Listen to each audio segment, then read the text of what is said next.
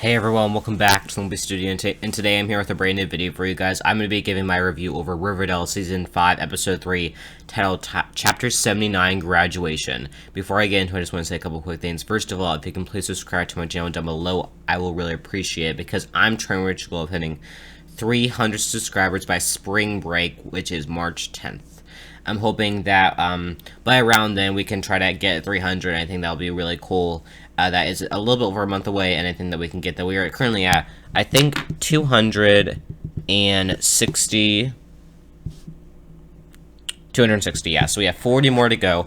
I think we can get that in a little bit over a month, so that is my goal for Whoopi Studio. So, I'm gonna go ahead and jump right into the episode. So, this episode, as you can see by the thumbnail, I have three things to say about it: shock, tears, heartbreak. I'm going to go through each one and how it relates to them. But first of all, this was a solid episode. It's probably one of the best ones of the season. And tomorrow I'm going to be giving my rankings of my top 5 favorite episodes of Riverdale Season 4. Because I'm still including these 3 into the Season 4 ranking. So I'm going to be doing that. I'm excited for that. I thought I would go ahead and just say that the graduation scene, to me, was the most emotional. I thought that they did a really good job with it and having everyone receive their diploma. Now, I do think that they honored Fred in a really good way, and I'm glad that they did that. I knew that the scene from the season 2 premiere when like Fred wasn't able to make it to his son's graduation and how that did end up happening. I knew that would come back for the episode. So I thought that they did a really good job with honoring him, and also having Archie not graduate was kind of sad, and like him opening his diploma, like, why would you do that? You were just going to be more upset. But I thought they did a really good job with doing the graduation, and it actually felt like they did a really good job. Now, the shock portion. To me, first of all, I was glad to get that whole voyeur mystery out of the way at the beginning of the episode. I'm glad, and then they could focus on other things. But the first shocker I have to say is I did not know that Betty would tell Jughead about the kiss this episode. I mean, I'm glad that she did. But I don't know.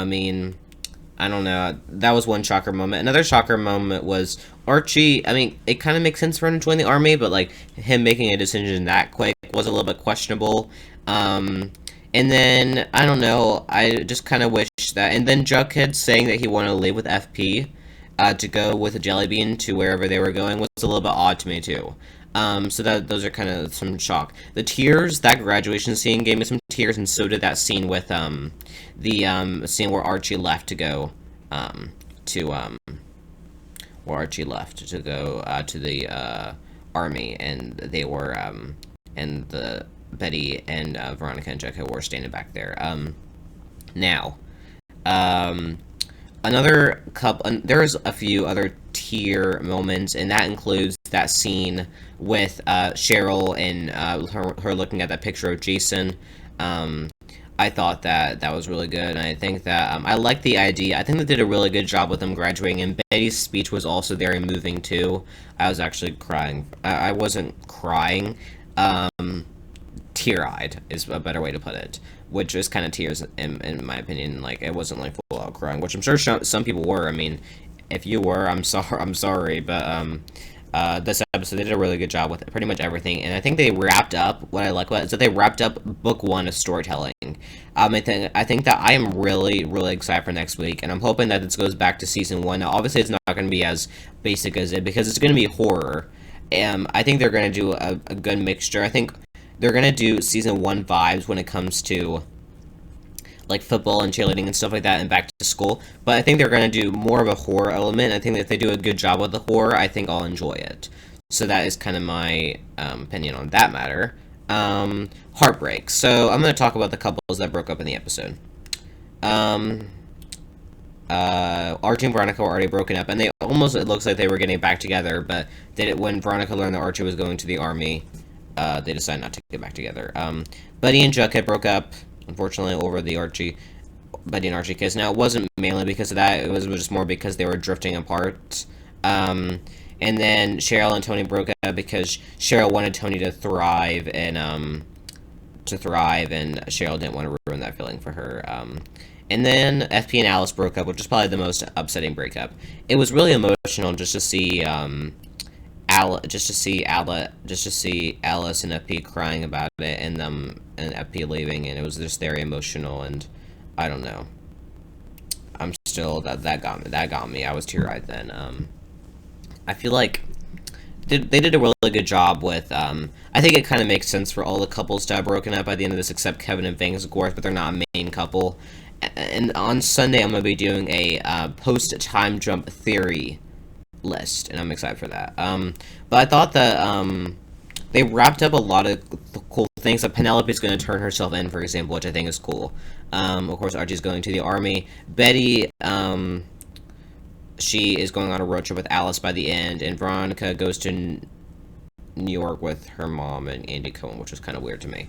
But you kind of see how after Archie left, the group kind of split up. So like Veronica went first, and then Betty, because Betty and Jughead broke up, and then Jughead was all that was left. Which it kind of makes sense that because Jughead is the loner out of the three of them, so I think it's going to make sense to see later on like why they didn't show up for like all those years.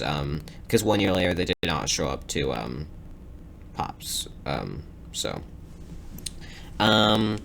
I thought that everything in this episode was very well done. I have to give it to the writer, Roberto Garza-Casa, the actors, the directors, the producers. They did a really good job of making this episode one of the best episodes. Second most emotional episode. I'm not sure if it was second best episode behind the season 4 premiere, but it definitely makes it into my top 5 favorite episodes of the series. I thought they did a really good job with wrapping all of the elements up from. I don't think there's anything left unresolved. Now, of course, there's going to be more things to wrestle with in the time jump, so they'll be interesting to see what happens there. Also, one more item of business. Riverdale Season 6 is renewed, and that is going to be in the fall, probably in October. And the season finale of Riverdale will probably come out in, for Riverdale Season 5 will probably come out in July. So we'll get, like, production won't be, we'll get a shorter break, and production won't be a big break. I think that'll be good, you know. And then I'm not sure if season 6 will be the last season or not, but I think that there'll be at least season 7, and then they might go forward from that. But anyways, I'm trying to think if there's anything else from this episode that really stood out to me. Again, so much happened in this episode that I don't think I can't go through it piece by piece on it, obviously, but they incorporate a lot of good moments between the characters, like, for example, Archie and Jughead and Benny and Veronica, and they had that classic end-of-school year vibe, where it actually felt like they were graduating, and it wasn't, like, just sucked into some weird mystery. But one of my best moments was the Archie and Jughead and Benny and Veronica scenes. Now, I'm not sure how I feel about their friendships, because we've hardly seen them together past Season 2, and a little bit in Season 3, but not in all in Season 4 will it be as friends. We've seen scenes of them together, but I just felt like it was a little bit, I thought it was a little bit weird and a little bit random, but I'm still glad that they were able to incorporate those scenes in, because I think they were very helpful to the story. So anyways, that's kind of all I have to say. So Season 6 is renewed. This was a really good episode. I'm so excited to be back next week for the time jump portion of the show. So anyways, I want to thank everyone for watching my studio. I want you to like, comment, subscribe, and turn on your post notifications so you don't miss a video. Thanks for watching, and bye.